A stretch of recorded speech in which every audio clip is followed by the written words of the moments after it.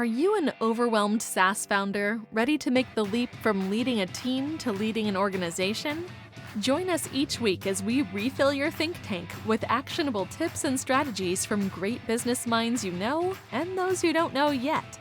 This is SaaS Fuel with your host, 5-time entrepreneur, SaaS founder, and globetrotting adventurer, Jeff Maines. Welcome back to the SaaS Fuel podcast, where chasing algorithms is exhausting. Building community is harder, and somehow the people winning long term are the ones acting like actual humans on the internet. I'm your host, Jeff Maines. I help SaaS founders like you grow from traction to scale. Here, growth is more than just numbers. It's about crafting a future-proof company, premium valuation, and leaders who build a business of significance while living epic, adventurous lives. Here's a question that might sting a little bit. I've been thinking about the weird questions in business, and I do that a lot. And what if the reason your business isn't growing the way you want it to do has nothing to do with your product, your market, or your funding, and everything to do with how fast you're moving? Sounds crazy, right? We live in a culture that celebrates the sprint. Move fast, break things, scale yesterday. And for a while, that energy works. But at some point, speed stops being a superpower and starts being a blind spot. You're so busy fixing, building, and pivoting that nobody's actually stopped to ask, are we even solving the right problem? And in a world that is shifting as fast as it is today, it's an important question. Well, in today's episode, we're going to slow down on purpose because, as it turns out, that's one of the most strategic things a founder or an executive can do.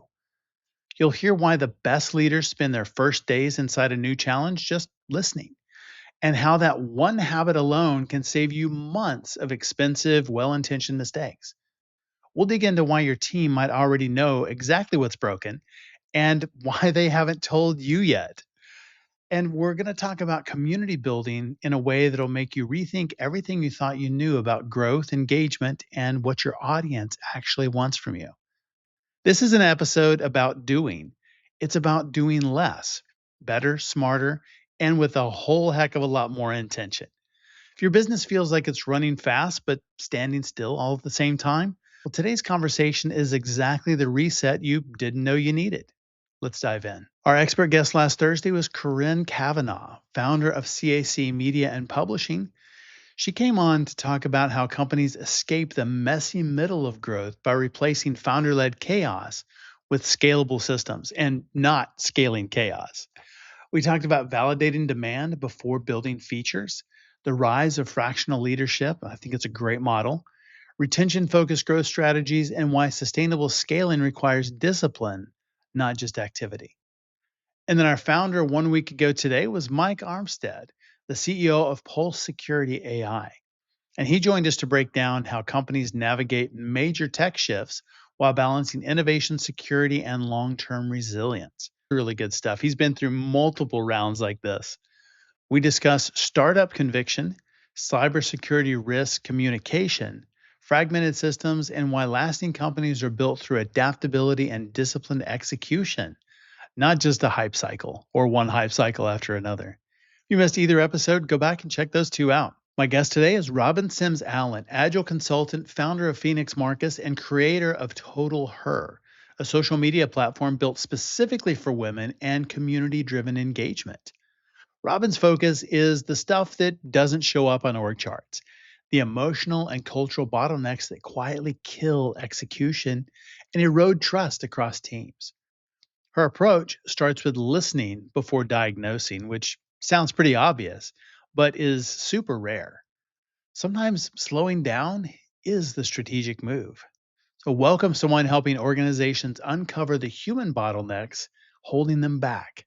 Robin Sims Allen. Hey, Robin, welcome to SaaS Fuel. Thank you. Glad to be here. You operate across agile consulting, fintech delivery, and entrepreneurship, which is pretty awesome. What is the thread that connects all of the work that you do, even though maybe it looks a little different on the surface?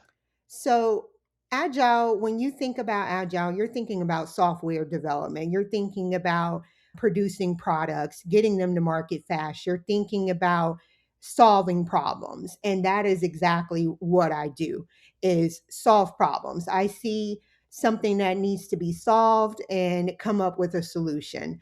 And that's just what it is. with agile development, you're thinking about how can we get this product to be the best it can be for our ideal customer. So I've Sure. worked in a variety of industries, not just fintech, but aerospace and defense, transportation. I've worked in human capital. I've worked in utilities, and they all have the same kind of problem, believe it or not, the same problem. It's how do we move faster? Or how do we remove blockers? Or how do we create something new? How do we innovate? And so that's just what I do. And with entrepreneurship, I saw issues that happen in the world. And particularly, I'm passionate about women. So I wanted to solve issues that impact women everywhere. So that's why I created a solution for it. Love that. It seems like a lot of consultants would focus on process and that kind of thing. And part of your focus is big into cultural and emotional bottlenecks. Yes. When did you realize that those were real blockers to execution? I would say it's because working in those different industries, and the first probably 48 hours on a project, I already know what those issues are. I'm looking at their tech debt. I'm looking at their backlog. I'm looking at how they're speaking to one another in meetings, what is being said, what is not being said. And I'm looking at the gaps as they're there. And it just became a point where people just in general don't see what until others from outside looking in exposes what's happening behind the scenes. I believe a lot of industries or tech industries, these companies, they make decisions from the top. And it's usually C suite that makes the decision, never coded a day in their life, never sat on a team, never wrote a user story, never did a requirement, don't have a clue what the system does. They have a general idea because they're selling it, they're supporting it. But behind the scenes, the operation of it, getting it done, that's where a lot of C suite just doesn't have that exposure unless they did a startup and they started from the ground Sure. up.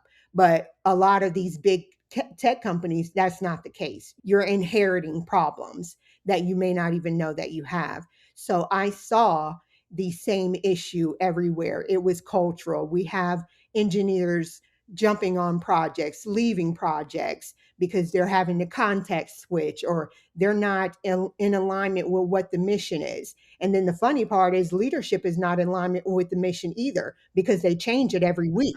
Right. And if you're changing it every week, then how do you expect a team to deliver what you're expecting them to deliver? So, in this day and age, post COVID, people just don't have the patience to put that loyalty behind these companies and stick it out bad seasons while the company restructures or realigns. They just jump ship and go to the next thing. And think about the organization. Is your organization so leveled or so layered up where it's impossible to get a decision made in a timely fashion? Do you have more managers than you do developers? That's a problem. And that's some of the things that I call out with these projects that I'm on. That's big. And in those projects, if you are in some larger companies for sure, and you spend a lot of time listening before trying to solve. And I think that's very different than many of us leadership roles because we just want to jump in and fix the problem. So we're in fix mode instead of taking a step back and really understanding what the problem behind the problem or what's going on inside the organization behind the problem. Yes. So in every project that I take on in any situation, regardless of what team, what department that I'm sitting in, I say nothing intentionally for at least the first 2 to 3 days. I don't ask a question. I don't any of that. I am listening to everything. And what I'm doing is taking note and stock of who's talking in these meetings, who's my go to person, who knows everything, and they shouldn't know everything, who is the people that are quiet? Why are they quiet? What are they saying? What is the point of this meeting? Why are we in this meeting an hour and a half and no decision has been made? What exactly is going on? And I listen and then I start taking notes. And then at that point, I start interviewing. So I'm talking to leaders. I'm trying to find out where their current state is, their future state. What is it that their big picture is? And then I start talking to the team because 9 out of 10 times, that's my disconnect. The team has no clue what the big picture is. They've lost that big Yeah. picture a long time ago. So then it becomes, okay, how can I make change without it being obvious? When you think about consultants, or you hear about consultants coming into these big tech firms, they're coming in with an agenda and a play already in motion, hadn't talked to a single person. And Right. it's disruptive. It probably leads to a whole lot of layoffs. It probably leads to decisions that are made prematurely without actually assessing what is going on. And that is why I operate differently. You can't solve a problem if you're not listening to the problem itself, because a lot of times your answers to those problems are within those conversations or answered by the people who are engaged in it, and you're just not listening to each other. Yeah, that happens a lot. As a founder, you built a really interesting social networking, really, I'll say, experience. Mhm. Total Her. And it really kind of came out of your frustration with unequal opportunities for women in tech. And yeah, I would love to see a lot more women in tech. And I think maybe we're trending that direction at least a little bit. What was the driver behind that? And how was it designed for women to truly thrive? So it was more or less my response or my last stand, so to speak. Where I've come in my career, it was very hard to get there. I had to pivot, and I'm still not on level playing field as my counterparts. And I think it's designed that way intentionally. Companies nowadays, they're not considering the modern day woman, that they're having to be a superwoman. Essentially, they have to manage the household, raise the children, and work. And then at work, they're moving the goalpost where they're expecting you to do even more and extend even more. And women are burning out, and they're burning out in ways that's not even logical. Some of them are leaving the corporate arena because they have no choice. Some of them are being pushed out because the opportunities to move up is just not that easy for women. And I've noticed on social media that women are trying to sell a product or a service or something of that nature. And because traditional social media requires algorithms and viability, they're not getting that exposure like they needed to. So I wanted to create an intentional space for that opportunity to be expanded, where you don't have to worry about an algorithm, where you don't have to spend thousands of dollars on ad spaces that may or may not land on the target, or you're having to create a solution within a solution, or having to have a subscription for multiple solutions just to make your business work. And I wanted it to be an all in one, an intentional, safe, protected environment, and where conversations, they're meant to be meaningful and intentional. And also, it's meant to support women in whatever stage of life they're in, whether they want to be a business owner or whether they just want to be a part of a community. It's a professional network. Essentially, it's merging several different social media, the best parts, into one platform. So you have your LinkedIn type of approach for your sales and your marketing. You have your Instagram type of approach where you're communicating in the social networking, the chats, the DMs, and those things like that. And then you have the booking component. And then you also have where you can be paid with your profile. So it's in app where you can charge for your services, put a value on your time, put all of these elements into one platform so that women can thrive.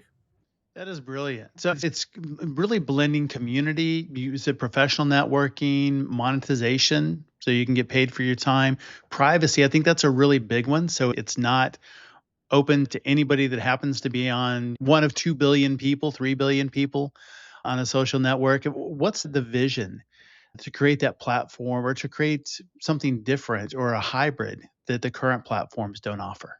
So in theory, in the United States, there are 58 million women entrepreneurs.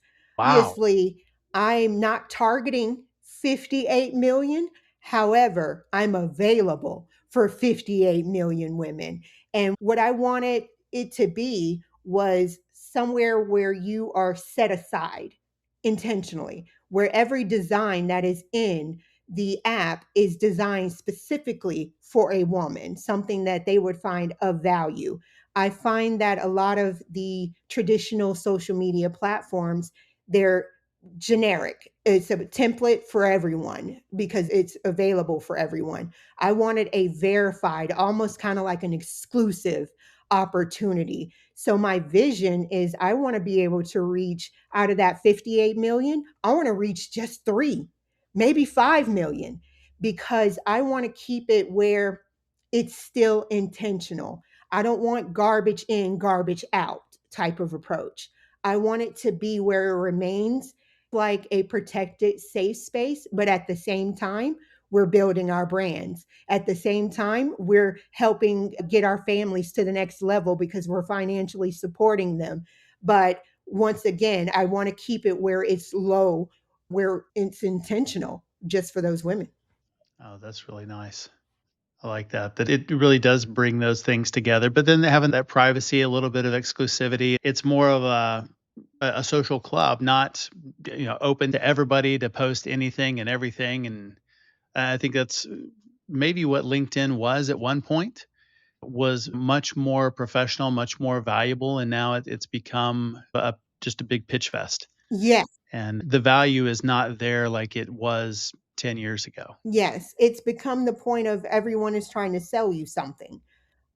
That's it. And No, I don't know that anybody's buying, but everybody is selling. I yeah, guarantee you that. yeah, and then on when you deal with other platforms like Facebook or Instagram, it's the competition. You feel like you have to do extra, do the most, or be out of character just so someone will like your video. That's ridiculous for a Be the woman, dancing bear. yeah, to Yeah. have to do the most just to do whatever it is that you're trying to do. You may be trying to sell body butter, or you may be trying to offer business plan services, or you may want to do a podcast with someone and you want to interview them, but now you've got to pay for ads that probably say something misleading or something just to get that attention in, and it still may not even increase your revenue or anything. So it's really just a money pit. And that's why I wanted to create a space where you don't have to do all of that. You just scroll. And as I understand, you said protected space. You said that a couple of times, and you're really protecting the user experience. Are you selling data, or is that something that you're not doing or monetizing? Or how have you thought about that? We're not selling data. I'm also not using your content. There's other platforms where they're using your content without your knowledge. They're Yeah. they're repurposing your information. I'm not doing anything. The even the videos that you see of showing activity with faces of some of my women that are on the platform, it's because they're influencers. So I'm not even using their information without their knowledge. And that's how I intended it to be. I'm not going to recycle. I'm not going to steal your content. You're not going to see your content repurposed in a manner that 5 people are saying the same thing. We're not allowing any of that. In fact, we have built in protocols where if you feel like you're being harassed or you feel like your content is being stolen, you report that. And my system administrator is going to take a look at that immediately. And if we find that it's a violation, you are removed from the platform. Just as simple as that. Hmm, that's good. And it's very different because most social platforms optimize for engagement. All they want is eyeballs. And if it creates a toxic environment, they don't care because it's just going to create more eyeballs and more comments and more engagement. But you're intentionally doing the opposite of that. What kind of trade offs come with that kind of a decision? It slows down traction because when you're out in the open world social media, you're trying to get as many people as fast as possible to be on your app at the same time. And it's Right. just trying to move forward. I'm moving slowly and I'm doing it intentionally. So I'm not targeting several thousands of people at one time. That's not my whole strategy is to move exactly the opposite of what you experience in the real world or in other applications. It's intentionally every strategy that I put into place is meant to do the exact opposite. That's good. I love just the counterintuitive idea. If everybody in social media is going this way, I'm going to go that way. Yes, And it's an intentional choice. yes, I like that. I think some of the best entrepreneurs, that's exactly what they do. If the market is all doing one thing, they go do the opposite. And it's very refreshing to even think that something like this exists, because I just don't spend really much time at all on social media anymore because there's nothing there. It's just a bunch of people arguing about mostly dumb stuff, and nothing ever changes. It's not necessarily effective. Is it a sales tool? I don't know, maybe.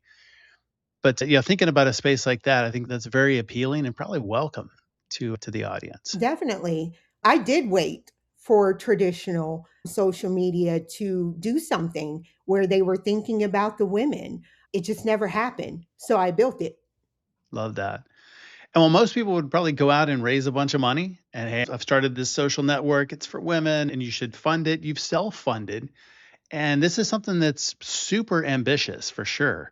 What's been the hardest part about balancing the vision and just the financial reality of what's possible? It is risky, just to say the least, to put this vision out here. And because I know how important it is, I risked everything, literally, just to get this to the market. So to some people, they're like, oh my God, that's probably the dumbest thing you could have done. It had to be done. And it needs to be done. My legacy is going to be, if I didn't try, who would have? So Sure. in an effort, yes, I am raising now because now it's become bigger than me, but my intention was let me do versus depending on someone else to see my vision. I wanted to build my vision and now you can see it. And then you can help elevate the vision further. And I think that's what's missing in the market now, especially when we think about AI. Everybody is using the same type of AI function, they just call it something else. And Right. it's not what it should be. We should be thinking about what's different, what's new, what haven't we touched, what's a new way that we can remix a current strategy to make it more effective. Just because it works today or just because it worked 10 years ago, does it really work? Where are we going to be 5 years from now? And Sure. when I built this app, it's because I'm thinking about where women are going to be 5 years from now. It's going to be a lot of women that are back at home raising their families, and they're building their businesses on the side because they're not working in corporate America anymore. The future of work is digital. It's random, remote. It's all of those things. And that's what I'm thinking about. I'm thinking about 5 years from now and not today. Like that. Definitely things are changing really even weekly, but just in the last 5 years. The way we work, the location we work from, all that has changed and continuing to. The work we do is changing. And I think that's changed a lot even in the last year. The next 5 years, that's an eternity Yes. to think about that. But I think you're right. A lot more entrepreneurs because they can, because they're really empowered to do that from wherever they are. And they can build some significant businesses without working for somebody else or without working 12, 15 hours a day. Yes, all about quality of life. And I believe that became the mentality of everyone post COVID. We began to see things, life is short.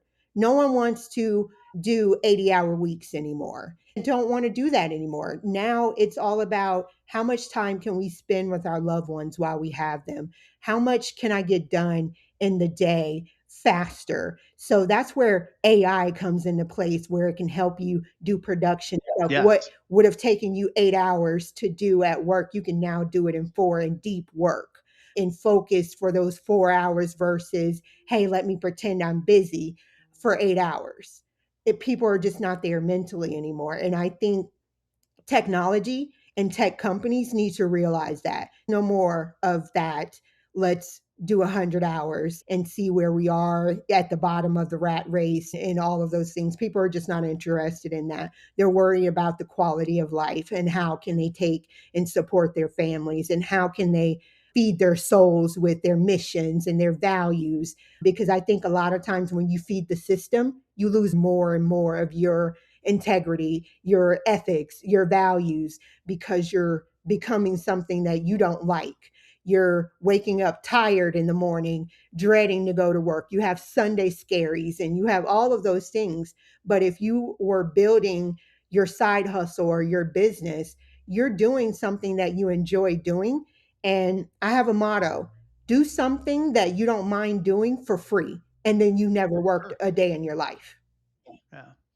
Oh, that's really good. And I think as founders, there's a lot we can do to create those kind of environments for our people where they do love coming to work. They love the people they work with. They love the environment, the things that they're learning, the contributions that they're making, the progress, not only for them, but for clients, for whatever it may be, development, if it's client success, that they see that what they do on a daily basis matters. They know what success looks like and they can measure that. And that's why I focus on bottleneck success assessments, because that culture, sometimes that is not in there. Once you've gone IPO or once you've merged with another company, that original, that startup vibe, that everybody get down in the weeds together and fight together, that died with the Yeah. IPO or the merger. And I think companies are worried about the profit versus the people. And that's another reason why I created my company, because the people, that's the point. It's not the afterthought, it's before thought. So it's all Yeah. about taking care of people and helping people take care of each other. And that's not going to change regardless of whether or not it's Total Her today or whatever new app that I come up with, because I'm actually working on two right now. So there's other things coming. But whether that is, it's all about the people and making sure that we're being the best that we can for each other. I like that. How did you think about the go to market and pricing for the platform? I wanted it to be a price that wasn't ridiculous. So, being that the app allows you to do booking components and host webinars and different things of that nature, you don't need to have those outside subscriptions that you would have to Okay. maintain, because it's all built within the app. And I want it Well, to that's be a nice. bundle price where you're getting all of these things for in a reasonable price versus having 100 different subscriptions, and you're still having to then throw money towards advertisement and then try to get your sales reps and different things of that nature. I wanted it to literally be a helpful launch pad for a business owner or a potential business owner. I wanted you to get up and running in minutes versus years. Ever notice how every leadership book tells you to take the journey, but none really show you the map? Well, after scaling multiple companies to over 260 million in combined revenue and working with over 1,000 leaders, I discovered the key difference that separates leaders who burn out from those who build unstoppable momentum. It's not strategy, not charisma, it's not even luck. It's relationships, specifically four of them. My new book, The Captain's Keys, reveals the stability matrix, a proven system that transforms leadership from survival into sustainable success. Inside, you'll discover the four critical relationships every leader needs and exactly how to build them. You can get your copy at thecaptainskeys.com, Amazon, or your favorite bookstore, and it's available in print, ebook, and audio. You don't need another playbook. You just need the right people in your boat. That's really good. And with the webinars, I think that's fascinating. You can do it within the platform. Does somebody have to be a member of the platform to attend the webinar or just to host and then anybody can attend? So, because it's a protected space, yes, they would need to have a profile on the platform. Okay. So, the best thing about it is you can host one on one conversations or you can host up to 100 people. So, if you're a Okay. course creator or you're someone who is doing a virtual summit of some type, you can have your protected community there with your content. There are influencers on my platform that only share certain information on Total Her where they don't share it in public. And that Makes was the sense. intention, because I wanted everyone to have just a little bit of exclusivity and a little bit of secretive, and what it was meant to do. You have to be, I think, really smart, but it's also a really good way to grow the platform. So you can have people invite to this event that's exclusive, but you have to be on the platform in order to participate and come to the webinar and get the value. And then also, when you think about it, if you're hosting anything in open source or out in the open world, you can't control who joins and who gets to see this information or who has Sure. access to you. That's another thing that's really scary about what happens outside of the platform. And that was another thing that I thought about when designing. I was like, how can I keep this where it's not going to be remixed somewhere on the back web somewhere? So it's the reason why we built in so many protocols so that it remains protected. I think a lot of founders talk about community, but with the platform, it seems like it really does that because you have the webinar component, you have the one on one, you have circles, you have live calls, courses, ways to monetize. What does authentic digital community require today?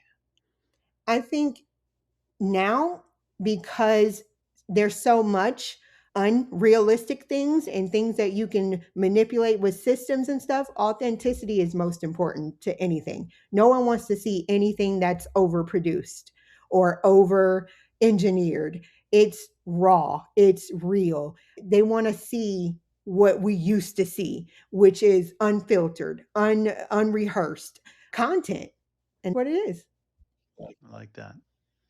In your consulting, you've worked with big companies, fintech, enterprise teams, and you're also building a consumer facing platform. And it seems almost different worlds. How have adapted your leadership style between those two? It's not different because in Okay. those corporate arenas, they're still servicing a customer. The customer just may not be women. It may be other businesses or it may be a consumer. I'm all about building products. So whether it's in corporate or whether it's in private, if it's going to be something that's going to be of value, that's what I want to stand behind. If it's going to be something that's going to impact someone's life in a good way, that we don't have to overwork, overthink things, and it's going to help them get through. That's what I want to do. So, whether that's in my own company or in other companies, it's all about solving problems and making things happen. Good. Building technology, trust, privacy, emotional safety. Got it to this point. You said you're starting to pursue outside funding. How do you maintain the conviction and values that don't always maximize short term growth? And how do you sell that to investors that this is the community we're creating? It's not just about maximizing growth and getting as many people, 58 million on the platform in the next 3 months. So, it's selecting which investors to go after. I'm Okay. taking stock of what they have recently invested in. I'm taking stock of how they're supportive, how they're engaged. And I also take a look at, in particular, those that are socially confident, or what I call socially confident, which means they want to make Okay. a social impact versus let's run for the next big thing. Let's blow this up and get us off to private equity and different things like that. I want a partner that wants to be and see the value of women empowerment, see the value of making future for women. I want them to see the value of growing slow, because what I find is, as I'm growing slow and the exposure and the brand is out there for women, it's actually going to begin to fly. And when it gets to fly, it's going to grow at a massive rate. And anything that I've seen or been a part of as an agile consultant, I find the faster that you're in market and the faster you rise, that's the fastest you fall. So Sure. I'm intentionally going slow and building up speed until you see it and there's no other choice. That makes sense. And absolutely true. Look at Clubhouse. Rise and then collapse. And they had a chance to sell at crazy multiples and didn't. And then the whole thing just disappeared.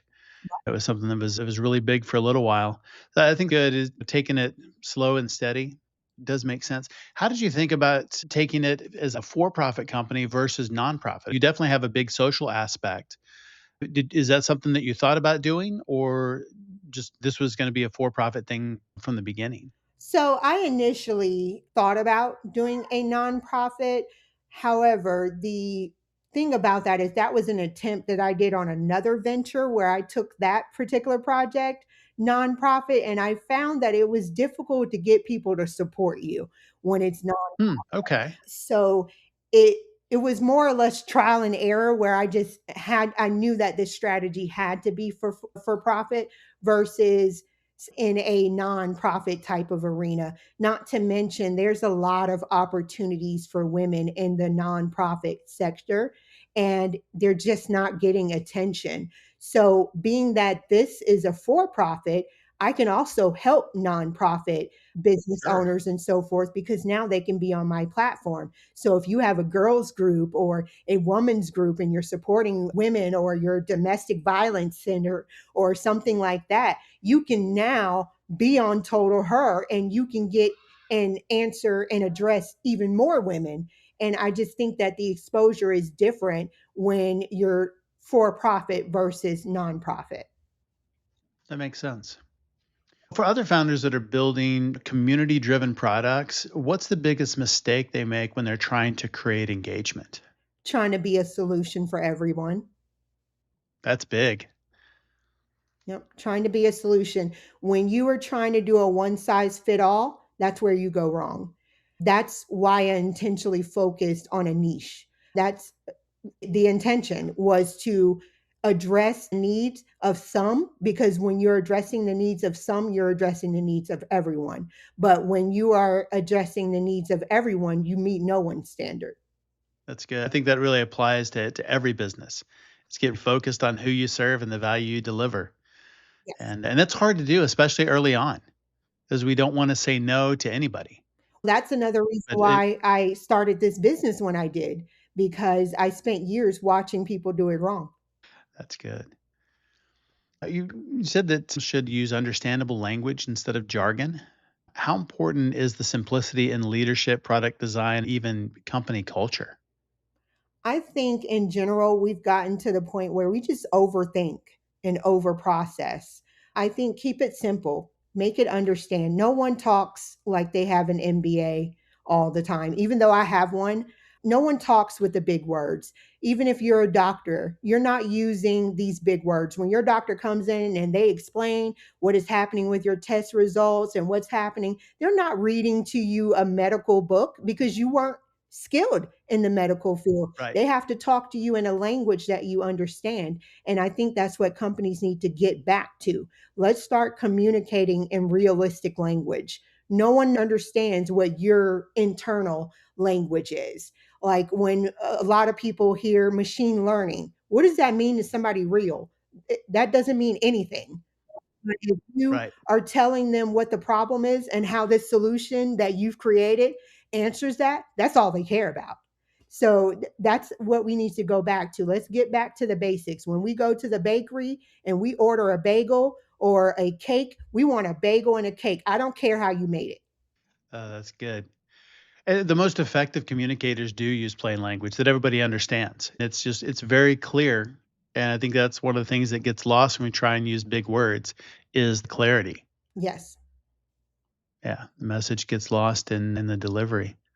As AI becomes more integrated into online communities and management, where do humans still need to lead intentionally?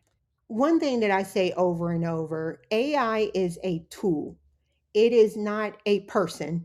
It is not a replacement of a person. It should be utilized in the way that it was designed. It is a tool. It is something to assist you to do an activity a little bit better or a little bit faster than you would have normally have done. I think we've lost was designed to do. We have to also think about it's a human person that is programming this, no different than your MacBook or your Windows. It's the same thing. You didn't let your computer get up and walk around the house and replace everything. You used it as a tool. Same way with a calculator. We use a calculator to do math. So that's what AI is. And I think what we're seeing here and what's happening is we're thinking that AI is a replacement of. And that's where it's going to end up, where this is going to be the next .com blow up, because we're taking the human element out of it, and instead of just realizing it's a tool. For founders that are trying to build businesses that genuinely improve people's lives, very much Total Her does that. And so, really improving people's lives, not just capture attention or not just create buzz or a viral effect. What principle has guided you most consistently through this journey? Transparency, making sure that there's nothing that's being done behind the scenes or secretively. My mission has been the same today as it was when I first started Total Her. It's about female empowerment. I want to build a bridge or be the bridge that you need to make it, or whatever your vision is, your passion, your community, whatever you need to make it today, because we have been through a lot. And you just need somebody to give you a break. And that is exactly what I intended to do and what I'm going to continue to do. That's great. Where can we learn more about you online and, of course, about Total Her? So Total Her, you can look up anything related to Total Her on www.totalher.co, not com, co.